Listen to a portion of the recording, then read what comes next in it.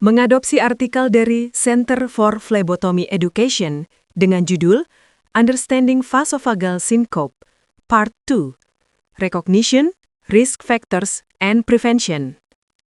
Atau, Memahami Sinkop Vasovagal, Bagian 2, Pengenalan, Faktor Risiko, dan Pencegahan. Mendeteksi tanda-tanda peringatan, mengidentifikasi pasien berisiko tinggi, dan mencegah episode pingsan sebelum itu terjadi. Pada pertemuan sebelumnya, kita telah mendalami ilmu di balik sinkop vasovagal, bagaimana tubuh pasien mengalami rangkaian perubahan fisiologis yang dramatis saat kejadian itu berlangsung. Hari ini, kita akan beralih ke aspek yang lebih praktis. Pertanyaan penting yang harus kita jawab bersama.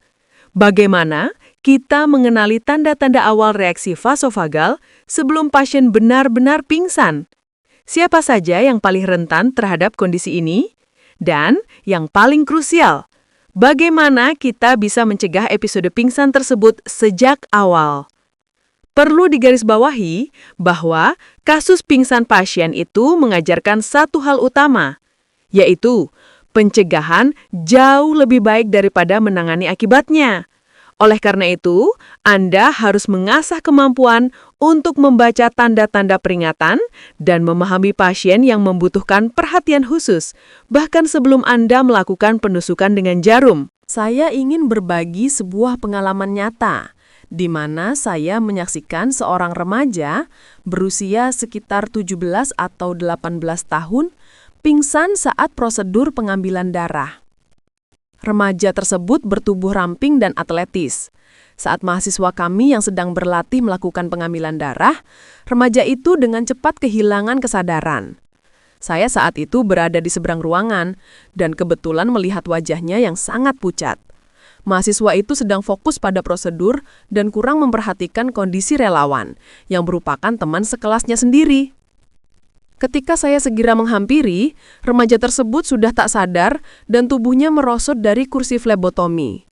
Kejadiannya hanya berlangsung beberapa detik, lalu tubuhnya rileks kembali dan kami memindahkannya ke lantai. Namun, pemandangan itu cukup mengejutkan seluruh kelas mahasiswa dan para relawan. Untungnya, tidak ada luka yang serius dan remaja itu pulih sepenuhnya dalam beberapa menit. Ketika kami menjelaskan apa yang terjadi, dia tampak sangat terkejut dan awalnya sulit mempercayainya. Wajar saja, dia tidak ingat kejadian itu sama sekali, meskipun matanya terbuka dan ekspresinya terlihat seperti takut. Saya sudah pernah melihat beberapa kasus pingsan seperti ini, meskipun jarang terjadi, dan bukan gambaran sinkop yang tipikal. Tetapi tubuh bisa melakukan hal-hal aneh ketika otak mulai kekurangan oksigen. Pada bagian selanjutnya dari seri ini, saya akan menceritakan kisah tentang bagaimana pingsan yang lebih umum biasanya terlihat. Sekarang, mari kita bahas tentang mengenali tanda-tanda peringatan pada sinkop vasovagal. Ini sangat penting karena, kabar baiknya, kejadian sinkop vasovagal jarang terjadi tanpa ada tanda-tanda awal.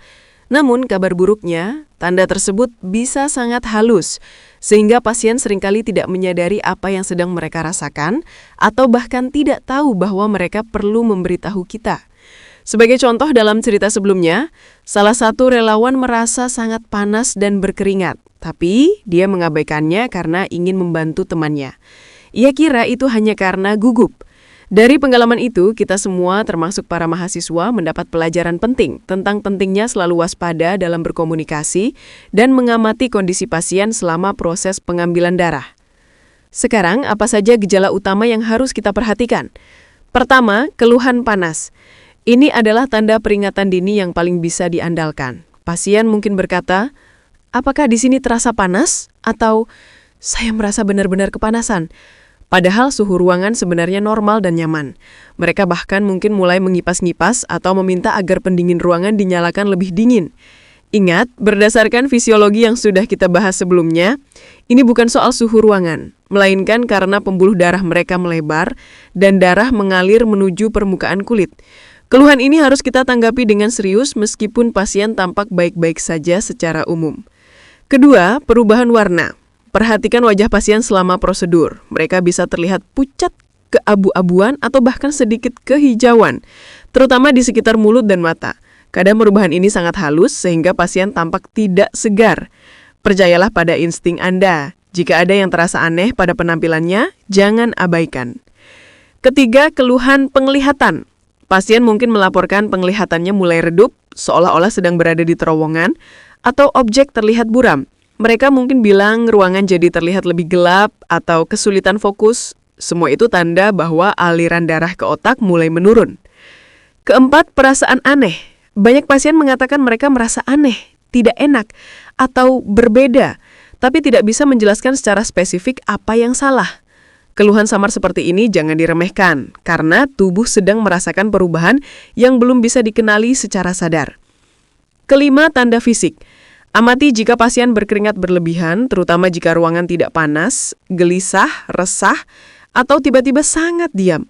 Beberapa pasien yang akan pingsan jadi sangat pendiam, bahkan berhenti berbicara. Sebaliknya, ada yang jadi sangat cerewet. Keduanya bisa pertanda peringatan. Seringkali orang yang hendak pingsan tampak kosong, menatap tanpa ekspresi. Jika melihat ini, Anda harus bertindak cepat. Keenam, mual dan pusing. Gejala klasik ini biasanya muncul sebagai tanda peringatan yang lebih lanjut. Saat pasien menyatakan merasa mual atau pusing, biasanya respons vasovagal sudah mendekati tahapan pingsan. Gejala ini juga bisa berlangsung beberapa waktu setelah pasien sadar kembali. Sekarang, hal penting yang harus diingat adalah jangan tertipu oleh sindrom tough guy. Beberapa reaksi vasovagal paling serius ditemui justru pada pasien yang bersikeras merasa baik-baik saja, membanggakan bahwa mereka tidak pernah punya masalah saat pengambilan darah, atau tampil sangat santai dan percaya diri. Respons vasovagal tubuh tidak peduli sikap, kepercayaan diri, atau seberapa pasien menganggap dirinya tangguh. Ada satu hal yang perlu kita luruskan bersama terkait penyebab pingsan pada pasien, khususnya yang berhubungan dengan prosedur pengambilan darah. Banyak yang beranggapan bahwa pasien bisa pingsan karena menahan napas, tapi itu sebenarnya adalah sebuah mitos. Memang benar, pasien mungkin bernafas berbeda akibat kecemasan. Tetapi pingsan yang terjadi disebabkan oleh respon vasovagal yang sudah kita bahas sebelumnya, bukan karena menahan napas.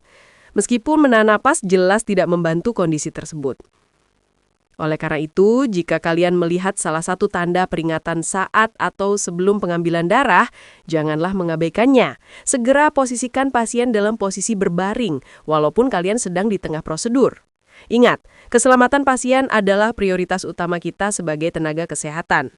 Ini penting untuk diingat agar kita bisa mencegah komplikasi lebih lanjut dan memberikan perawatan yang terbaik.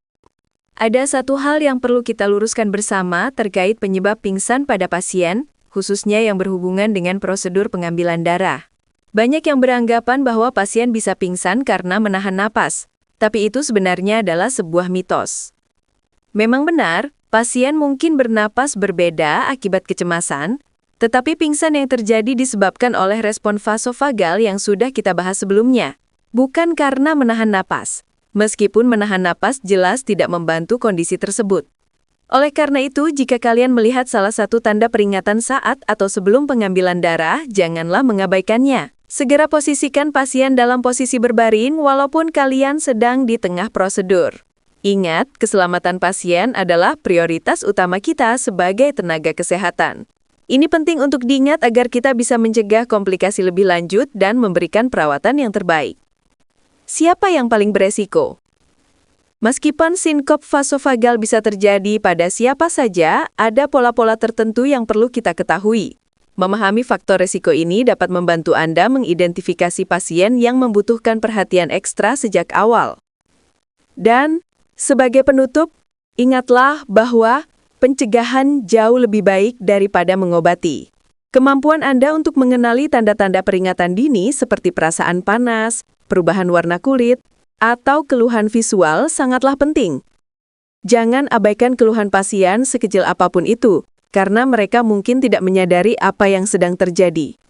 Meskipun pingsan bisa terjadi pada siapa saja, bahkan pada orang yang terlihat tangguh, Anda harus selalu waspada. Jika Anda melihat tanda-tanda peringatan, segera posisikan pasien dalam posisi berbaring. Keselamatan pasien adalah prioritas utama kita sebagai tenaga kesehatan. Sampai jumpa pada kesempatan selanjutnya di bagian 3 tentang sinkop vasovagal. Siapa yang paling beresiko? Meskipun sinkop vasovagal bisa terjadi pada siapa saja, ada pola-pola tertentu yang perlu kita ketahui. Memahami faktor resiko ini dapat membantu Anda mengidentifikasi pasien yang membutuhkan perhatian ekstra sejak awal.